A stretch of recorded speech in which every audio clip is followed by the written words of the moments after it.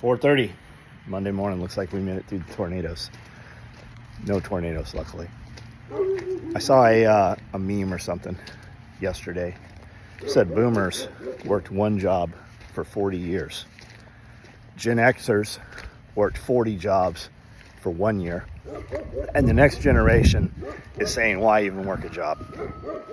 I don't know if that means don't work and earn an income at all. Somebody else will do it for you, or just live in such fucking poverty that you don't need money, right?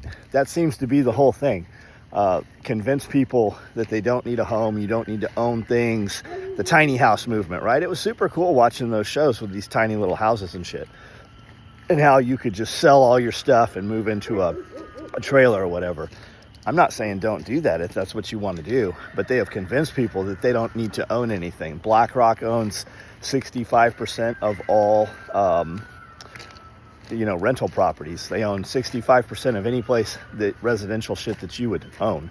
That is the goal. They're building entire towns where somebody else buys it, some conglomeration buys this thing, and you will just be a renter. You will own nothing. You'll live in the pod. You'll eat the bugs, and you'll be happy, right? Boomers worked one job. I didn't do that. I'm not a boomer, obviously. I'm Gen X. I also didn't work 40 jobs. I did work dozens of jobs, though, probably, until I created my own. Kind of fell into it. Hobby. Figured out how to make money doing that. People wanted to buy my product. How do you fix that? Well, I think the way that you fix it is you have a lot of kids, and you raise your kids in a manner that you want them raised, and you keep them away from poisons and toxins and negative programming, i.e. government school, right? The government, in 71, we went off the last vestiges of the gold standard, and they said, they told everybody that both parents have to work because women have equal rights, and women shouldn't stay home, and women should add money to the household. 71, you put money in a bank account, and the next year you had more money. If you just put $100,000 in the bank or $10,000 in the bank, it raised in value every year. 71, it started to decline in value. It's also, if you look when Board of Education started and government school programming really started, it's around then, because they had control of your children, because both parents couldn't afford to live any longer and they both had to go work. But if you want to fix your future, history is his story. If you don't have somebody to tell your story to, the story dies with you. It doesn't move along.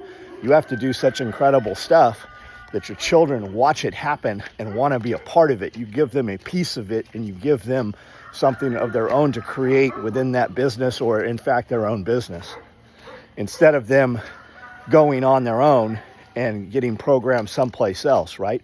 We go to school and they teach you in kindergarten that you need 5 years of school, and they teach you in 5 years that you need 8 more, and the whole time you're in 8 is to prepare you to go to more school. What if you just had something that you love to do that people wanted to buy from you? That's the key. Raise your kids. Rather than warehousing your elderly, keep your elderly on your own property in some manner, and then they can help raise your children. And then when you become that person, you're not tucked away someplace else. You still have value. You can still garden. You can still raise children. You can help and assist on the property. That's the key.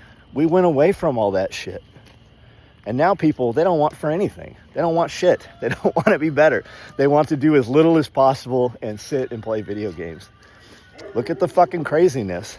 You have to, the absolute most pushed out social media, the craziest fucking wackos out there. It's still 1%. Why are you going to let your kids be influenced by the 1%? You have to influence your kids. I'm going to go in here and work out. This shirt right here is from my boys over at 3H Survival, Brandon. Check them out, and just have a good week. Nobody's going to do your shit. You have to do it.